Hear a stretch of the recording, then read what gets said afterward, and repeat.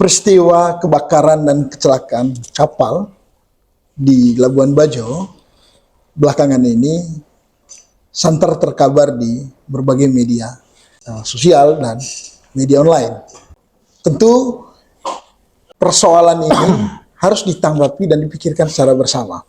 Dan pada pagi hari ini saya berkesempatan dan diberikan kesempatan sebenarnya oleh Pak Stefanus, Kepala KSOP Labuan Bajo. Selamat pagi, Pak Stefanus. Selamat pagi, Om Iron. Ya. Salam sehat, salam optimis. Oh iya, Pak Stefanus. Ini Pak Stefanus, udah berapa lama Pak?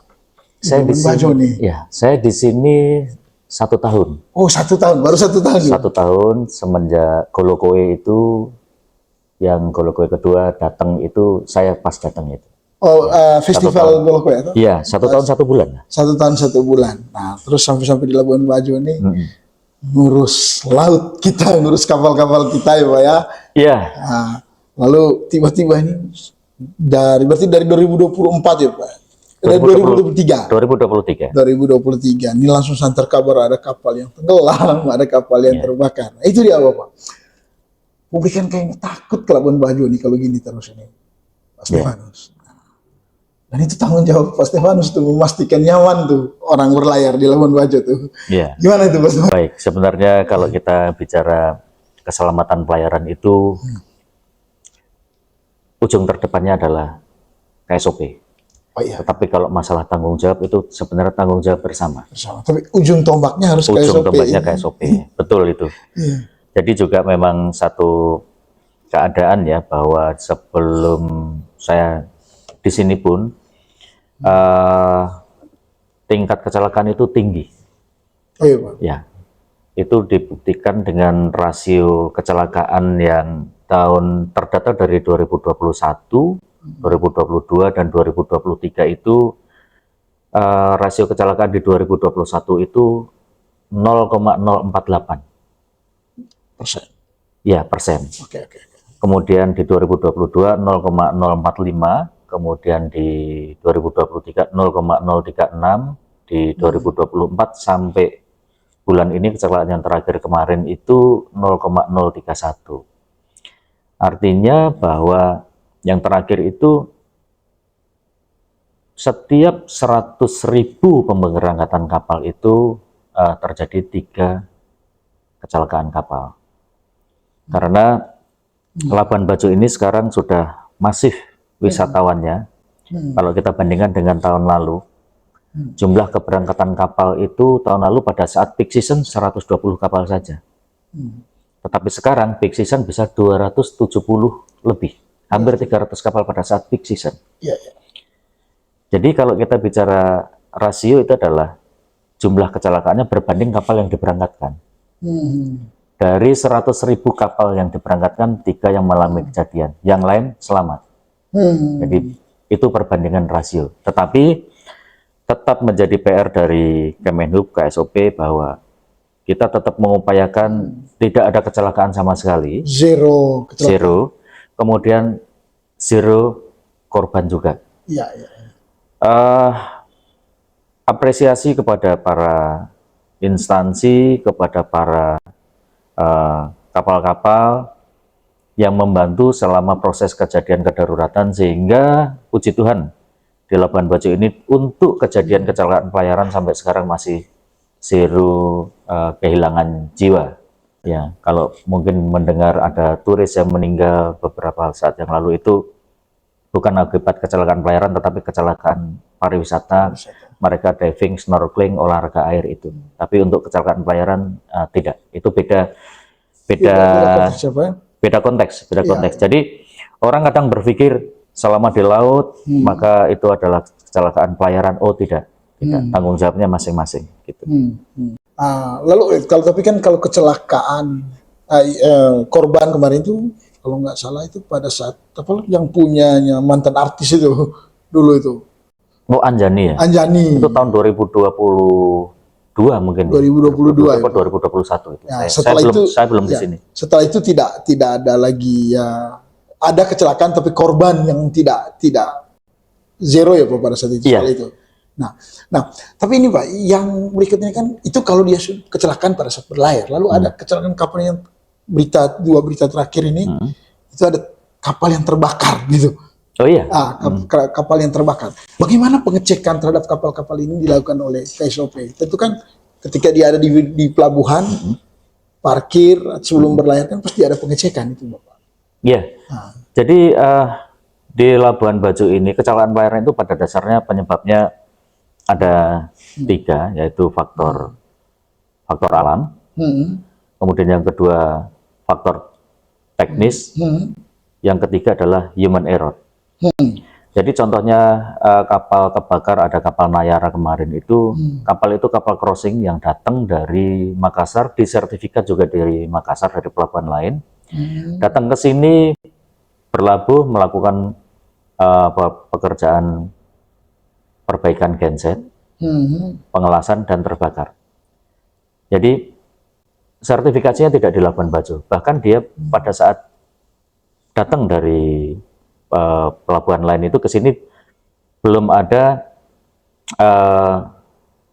tindakan sertifikasi ataupun pemeriksaan dari Marine Inspector yang ada di Labuan Bajo, karena memang belum standar. Jadi seperti pada saat saya datang di Labuan Bajo pertama kali itu ada satu kecelakaan juga, kapal tidak berasal dari Labuan Bajo tapi dari Labuan Lombok kalau nggak salah.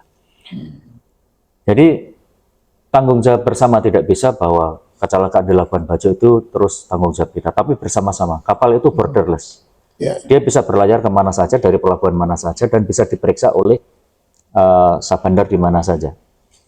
Namun dari pantauan kita setelah kejadian kecelakaan, kemudian kita lakukan pemeriksaan, 2 hal yang utama di Labuan Bajo adalah faktor alam. Oh iya Pak. Faktor alam. Apa yang unik dengan alam dia gitu? Uniknya Labuan Bajo, kalau seperti kita lihat di peta ini, kita di antara Laut Jawa dan Samudra Hindia, di mana itu ada pasang surut. Pasang surut kita itu 2 meter lebih. Apabila dalam 1 hari terjadi frekuensi pasang surut yang lebih dari 2 kali, maka periodenya cepat. Nah, Labuan Bajo konturnya adalah kepulauan. Banyak kepulauan sehingga terjadi Venturi effect atau bottleneck gampangnya. Di situ karena satu tinggi satu rendah, maka terjadi aliran arus yang membuat bottleneck Venturi effect itu di situ kencang sekali arus. Yang sampai terputar. Nah, dan sampai terputar. Beberapa waktu yang lalu kan viral ada video pusaran air. Nah, itulah karakteristik di Bajo. Yang terjadi mungkin hanya setengah sampai 1 jam, maksimum 2 jam saja. Tapi sangat berbahaya. Kalau pusaran air masih terlihat, Om. Tetapi kalau arus tidak terlihat. Tetapi dia kencang. Dan itu karakteristik daerah kepulauan pada saat terjadi pasang surut. Nah, itu karakteristik di Bajo. Sementara di Labuan Bajo kapal-kapalnya adalah kapal tradisional pengangkut penumpang berbahan kayu, di mana tidak memiliki maneuverability yang tinggi. Memang karakteristik dari kapal kayu seperti itu. Mereka kecepatan hanya 6-8 knot. Sementara arus bisa 10-12 knot dan lebih.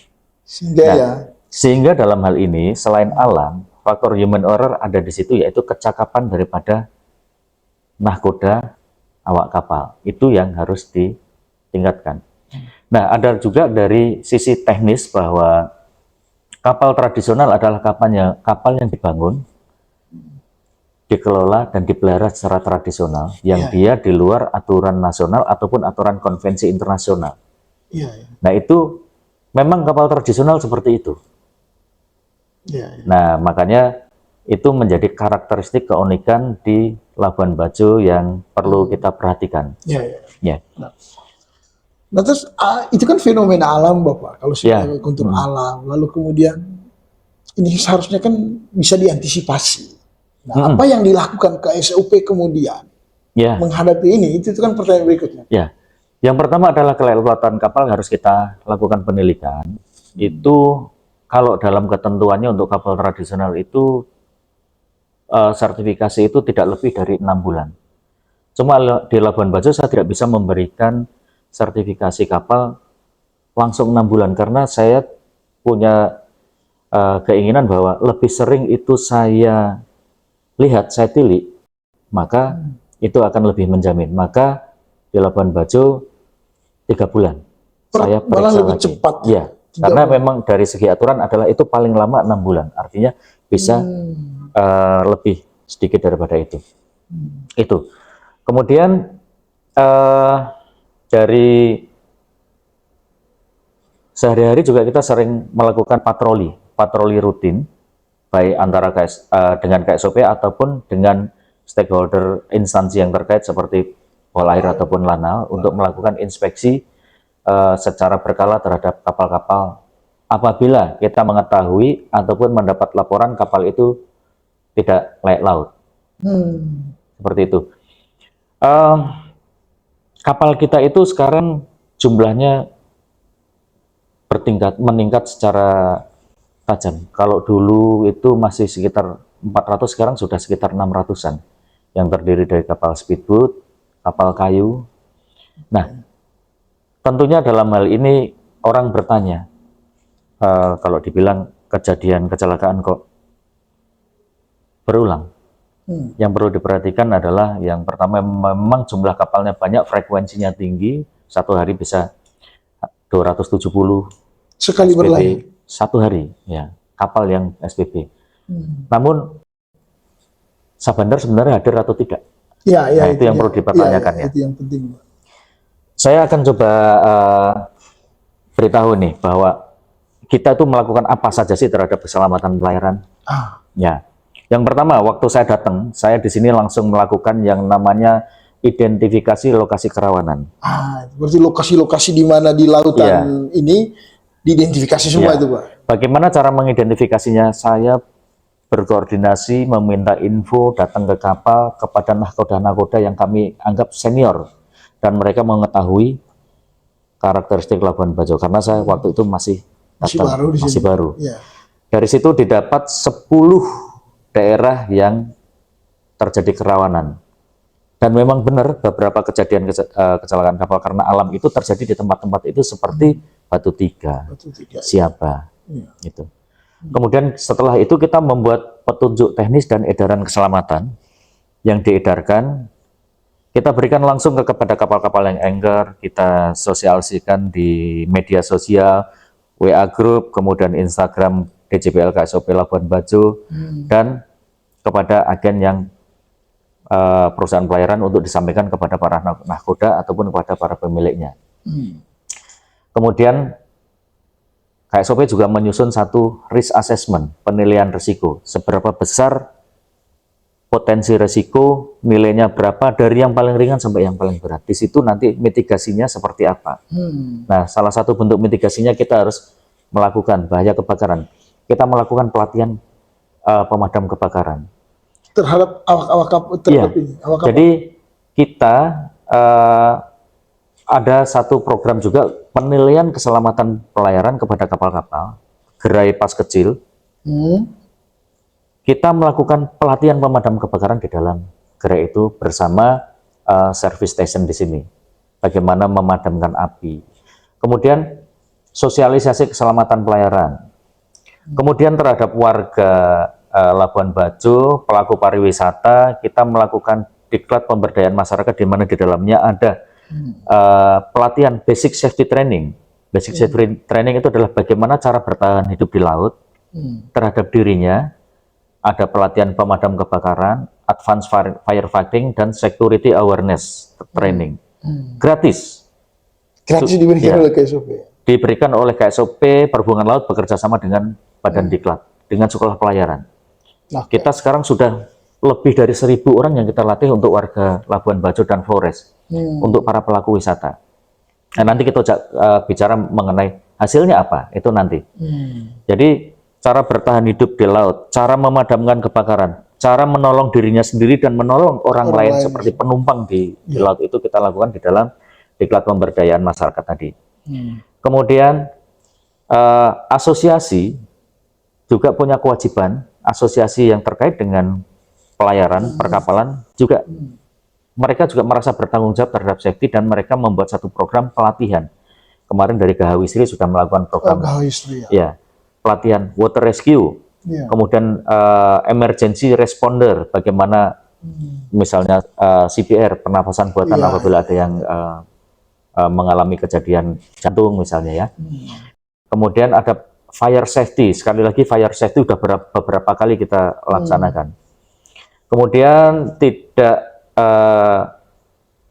tidak luput juga dari perhatian pusat, kita ada namanya sosialisasi keselamatan pelayaran bersama Ditkapel, pemerintah pusat datang ke sini, para pelaku wisata bersama dengan sahabat-sahabat sekitar dikumpulkan di hotel waktu itu di La Prima kalau nggak salah itu pelatihan bersama, ada sosialisasi keselamatan pelayaran, seperti kampanye keselamatan pelayaran, itu di tahun 2024 bulan Januari kemarin.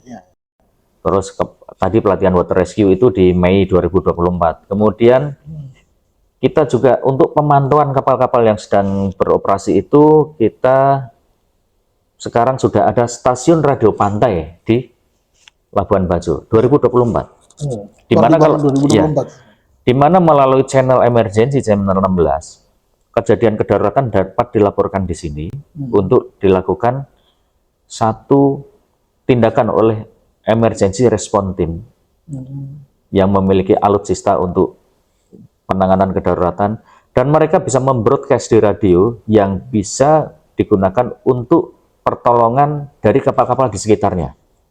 Namanya stasiun radio pantai. Oh, jadi ketika ada kapal yang mengalami kecelakaan, ya, mudah menghubungi kapal-kapal yang ada di kapal sekitarnya, dan itu kerjasama antara KSOP dengan Distrik Navigasi Kupang. Nah, kemudian ada penerapan etiketing dan boarding terminal. Kalau dulu penumpang itu tidak terlayani di tempat yang nyaman, dulu di dermaga turis datang berapapun hanya dibawa oleh travel agent, terserah mereka mau naik dermaga. Sekarang tidak. Sekarang mereka seperti masuk di bandara, didata, sebelum mereka masuk pun harus menginput data manifest itu secara online dan di-log. Tidak bisa kapal misalnya kapasitasnya 10, begitu mereka memasukkan penumpang ke 11 tidak bisa. Dan manifest yang di etiketing itulah yang digunakan untuk persetujuan surat persetujuan berlayar. Artinya kalau dulu terjadi kelebihan jumlah penumpang, sekarang sudah susah. Itu hampir mustahil hari ini. Hampir mustahil. Kecuali orang itu memang sengaja melakukan satu pelanggaran yang tidak melaporkan ke kita. Tetapi secara sistem itu sudah terblok. Ya. Sekarang pun di dalam boarding terminal budaya keselamatan sudah ada bagaimana berbuat apa apabila terjadi kejadian di tempat wisata, seperti apa nanti harus dilakukan, itu sudah di situ. Kemudian kalau dulu orang naik skoci, kalau dilihat dulu ya, tidak pernah pakai life jacket. Sekarang kalau tidak pakai life jacket, ya kita suruh push up itu. Walaupun cuma 3 kali, 5 kali, tetapi menjadi pengingat buat mereka untuk budaya safety. Sekarang naik skoci, baik kru ataupun wisatawannya sudah menggunakan life jacket. Jadi membiasakan budaya safety. Kemudian bersama KNKT terkait kecelakaan, kita juga peduli membuat satu fokus group discussion FGD bersama dengan pelaku pariwisata, asosiasi, instansi terkait, semua itu dilaksanakan kemarin di Hotel Sasgo di Mei 2024.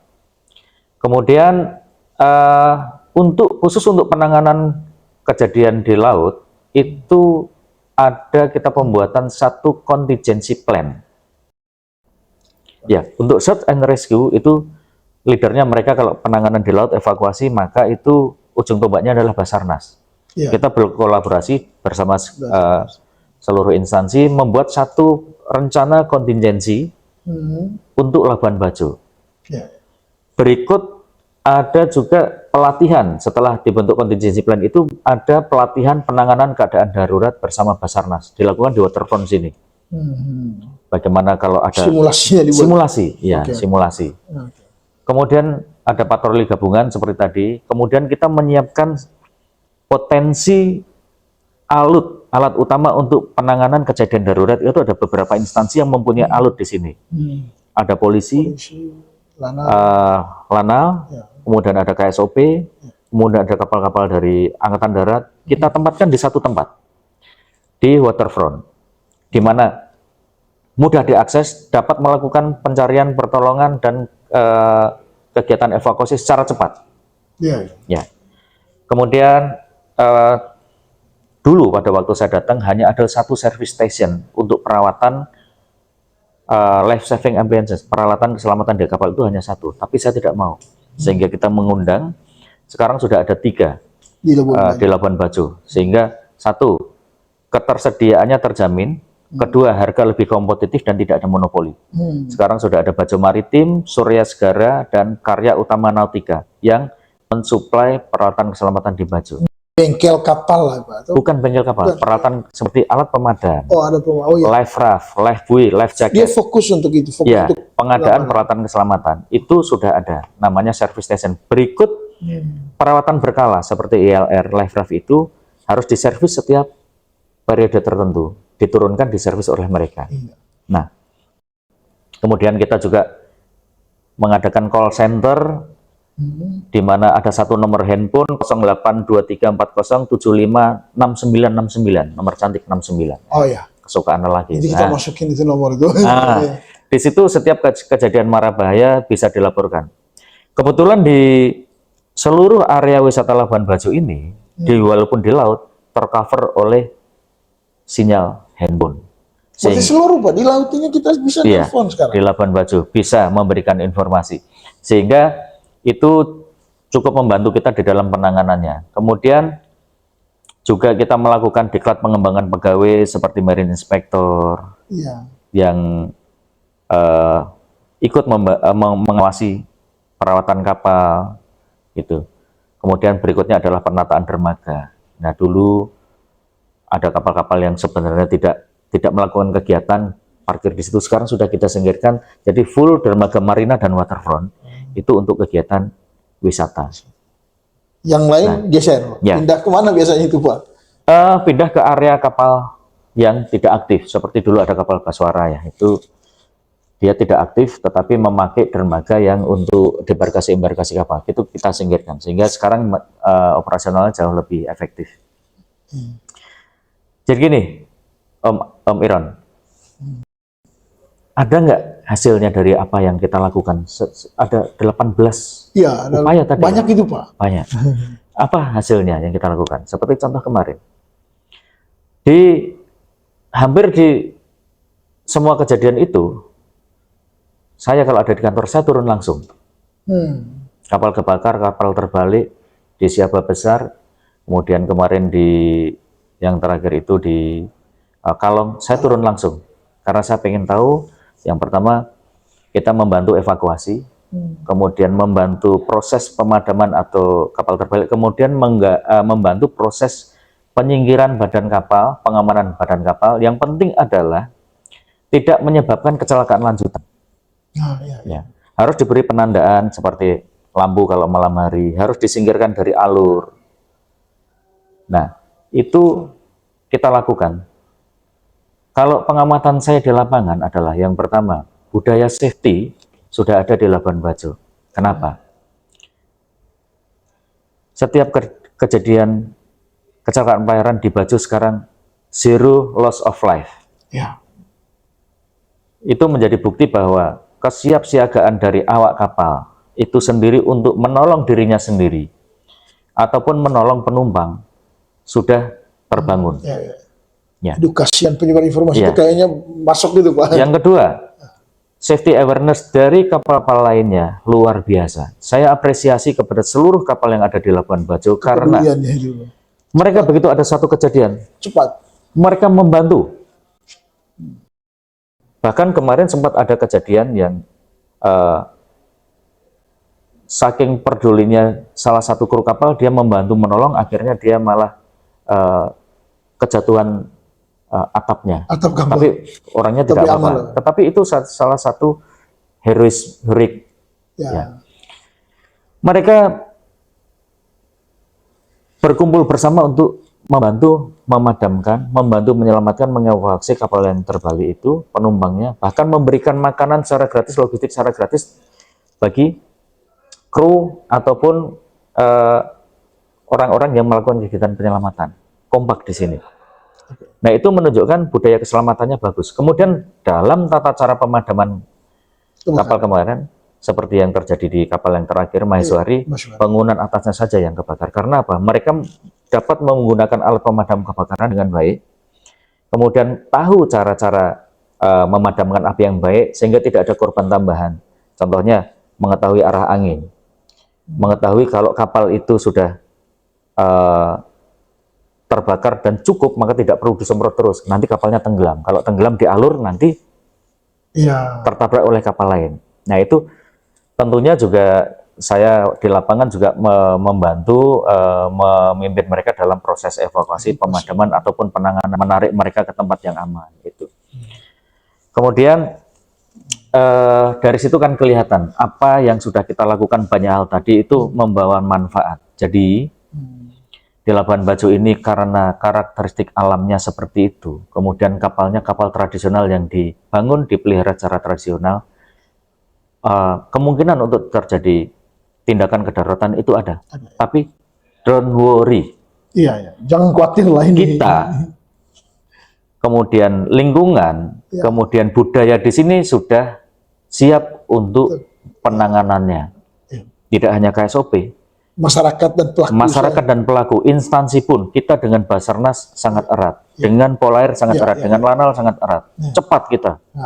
Dengan kantor kesehatan pelabuhan selalu siap ikut di dalam proses penanganan, ataupun standby menunggu untuk melakukan tindakan kesehatan di sini. Kita sudah sangat bagus, jadi don't worry untuk datang ke Labuan Bajo, karena penanganan keadaan darurat kita sudah sangat siap. Buktinya, tidak ada korban jiwa, dapat tertangani dengan cepat. Nah, apresiasi juga kepada seluruh instansi pemerintah daerah, Forkopimda yang sudah mendukung dan menciptakan satu budaya selamat di sini. Walaupun saya juga PR kita masih banyak, Om. Buktinya masih ada kecelakaan. Ya. Kita tidak menutup kemungkinan bahwa kita juga ada kekurangan ya. Contohnya SDM. Sumber daya manusia di sini. Labuan Bajo cukup banyak ya, Pak. SDM kita hanya 25 pegawai termasuk saya. Harus ngurus. Dengan honorer PPNPN hanya 23. Kalau kita bandingkan Om ya, pelabuhan mungkin Kupang itu, atau yang paling tinggi aja deh. Saya pernah di Makassar, saya pernah di Priok, Tanjung Priok. SPP per hari sekitar 50-an, 50-60 per hari dengan jumlah pegawai mungkin 100 lebih, 120. Di sini dengan jumlah pegawai 25, SPP-nya 270 per hari. Harusnya ratusan di sini juga, Pak. Di Kupang mungkin paling banyak berapa? 10, 20. Ya, tapi kita bekerja keras. Nggak ada masalah. Jadi kita itu, perwira jaga itu, satu tim jaga itu 7-8 orang, termasuk cleaning service, sekretaris, ikut jaga semua. Akhirnya semua berperan di luar yang harus dia lakukan. Intinya Om, gini, kayak SOP itu ada hadir dan tidak tidur. Dan kita ada untuk Labuan Bajo. Itu poinnya, Pak. Itu poin. Kita ada untuk Labuan Bajo. Om, mungkin orang Labuan Bajo melihat KSOP dulu seperti apa. Sekarang silakan lihat di lapangan seperti apa, kinerja kita seperti apa. Nanti misalnya, Pak Sabandar ini cuma ngomong doang, bukti-buktinya bisa diambil, nanti bisa ada foto, video, apa yang sudah kita lakukan. Dan silahkan tanya ke pelaku pariwisatanya, kapalnya, apakah kita itu diam dengan ini? Enggak, itu tanggung jawab kita. Seperti itu. Yang pasti bisa dipastikan ya, bahwa Labuan Bajo ini dalam planningnya pasti aman, gitu. Pasti nyaman untuk berlayar, tapi ada situasi-situasi yang memang di luar kendali dalam beberapa kasus ya, Pak ya. Nah, tapi saya kembali gini, Pak. Tentu kita berharap gini, cerita yang dulu seperti ketika terjadi kecelakaan, ternyata jumlah penumpangnya ada yang tidak terdaftar. Betul. Kan itu. Pak Samandra bisa pastikan bahwa ke depan tidak akan, mulai hari ini dan ke depan, itu tidak akan ada lagi begitu. Ya, ini, itu adalah yang lalu. Ya. 2 atau 3 tahun yang lalu. atau tahun yang lalu. Tapi tidak dengan saya sekarang. Ya. Jadi dulu contohnya, manifest tidak sesuai, ada orang lebih ya. Ya. Nyusup misalnya. Ya. Sekarang dipastikan tidak bisa karena ada etiketing. Oke. Kecuali dia berlayar dari pelabuhan tidak di sini.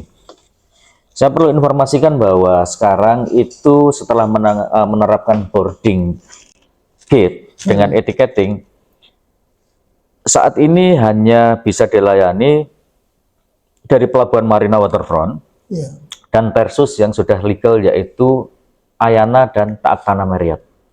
Itu mereka sudah memegang izin untuk kepelabuhanan, yaitu terminal khusus. Jadi untuk keperluan tamu mereka bisa melakukan boarding di sana dengan electronic ticketing. Nah, saya meminta kepada seluruh para pihak untuk dapat mematuhi aturan ini. Sudah dikeluarkan juga surat edaran dari KSOP mengenai tempat yang dipergunakan untuk boarding. Karena ini merupakan satu one gate system yang bisa digunakan untuk kepentingan para instansi terkait. Kalau saya tentunya adalah untuk safety ya.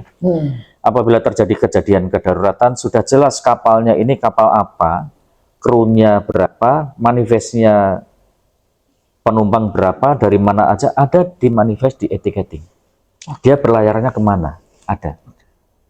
Baik dari Marina Waterfront maupun dari Taat Tanah dan Marriott. Ayana. Ya, Ayana. Nah, itu saya harap dilaksanakan betul-betul. Kalau orang curi-curi itu nanti bermasalah. Kontrolnya gimana itu, Pak? Mereka di berapa tempat itu? 2 tempat tadi itu. Saya kalau mereka naik dari beberapa tempat itu sudah ketahuan, maka akan disanksi kapalnya. Berikutnya tidak akan diberikan SPP. Jadi Gakum di sini harus berjalan, penegakan aturan. Ya. Dan ada beberapa kejadian pada saat dulu sebelum etiketing jalan, pada saat sosialisasi seperti itu. Ya kita sanksi kapalnya. Kita sanksi, dan sekarang puji Tuhan sepengetahuan saya tidak ada lagi. Kalaupun ada 1-2 ketahuan, akan kita sanksi, kita panggil surat perhatian, dan itu kita berikan. Seperti itu. Ini banyak sekali informasi baru nih, Pak Stefanus. Jadi kita juga yang ada di darat ini, kadang-kadang banyak yang kita tidak tahu tentang lautan ini. Gitu. Tapi dengan penjelasan ini, saya berharap, mungkin teman-teman berharap bahwa ya udah, Labuan Bajo itu masih aman lah untuk berlayar gitu. Ini udah semakin baik sistemnya gitu. Satu lagi bahwa apakah kecelakaan itu dibiarkan? Kita investigasi ya, kita selidiki. Kalau memang ada satu kesalahan human error, maka kita lakukan penindakan. Contohnya, apabila ada human error yang disebabkan oleh kelalaian kepala kamar mesin, maka kita lakukan penindakan. Kita rekomendasikan untuk dia disuspend ijazahnya, dan sudah ada beberapa yang disuspend ijazahnya, disuspend selama 3 bulan, 6 bulan sesuai dengan tingkat kesalahan mereka. Kemudian kapal juga apabila melakukan satu kesalahan, maka kapal dicabut sertifikat keselamatannya. Dan itu sudah kita laksanakan, cuma detailnya tidak bisa kita berikan karena itu menyangkut dengan privasi dan itu. Biar tidak menimbulkan persaingan yang tidak sehat di usaha juga gitu. Tapi kita bekerja dan kita puji Tuhan didukung oleh seluruh stakeholder, seluruh instansi terkait. Kami harap juga instansi terkait juga memberikan satu kontribusi terhadap safety, contohnya mungkin dari wilayah kedaerahan memberikan satu tempat untuk mereka dapat melakukan pemeliharaan secara mandiri atau docking. Karena kapal tradisional itu bisa dipelihara di maintenance secara mandiri, kemudian kapal-kapal yang ukuran kecil pun bisa dipelihara secara mandiri, dan kami harap pemerintah daerah memberikan satu tempat untuk mereka dapat melakukan pemeliharaan mandiri tersebut sebagai bentuk kontribusi keselamatan terhadap masyarakat Bajo. Seperti itu. Oke Pak, tentu masih banyak nih kalau dibicara, dan tidak akan selesai nih kalau kita ngobrol terus ini tentang ini Pak. Saya mengucapkan terima kasih Pak, waktu dan berbagai macam informasi, dan ini yang harus publik tahu sebenarnya. Nah, minggu depan Om, ya, menyikapi beberapa kecelakaan yang terakhir, minggu depan kita dengan instansi terkait akan melakukan satu kegiatan penyuluhan, ya, berikut pelatihan lagi terhadap penanganan kebakaran dan hal-hal lain terkait safety. Kemungkinan dilaksanakan di sekitar Kamis minggu depan. Kalau bisa hadir, monggo untuk meliput gitu. Jadi kita intinya tanggung jawab terhadap keselamatan adalah tanggung jawab bersama. Mari kita bersama-sama menciptakan Labuan Bajo yang lebih aman, tidak menimbulkan satu ketakutan bagi wisatawan, karena kalau kita menimbulkan satu image yang buruk terhadap Labuan Bajo, maka wisatawan yang datang ke Labuan Bajo akan enggan, takut. Tapi kita pastikan silakan datang karena kita sudah siap untuk penanganan keadaan darurat ataupun pencegahan. Gitu. Terima kasih. Ya, kami mohon dukungan semua pihak. Untuk itu. Terima kasih. Ya. Terima kasih kepada media juga yang sudah menjadi corong kami untuk memberitahukan dan budaya safety ini. Itu Om Iro.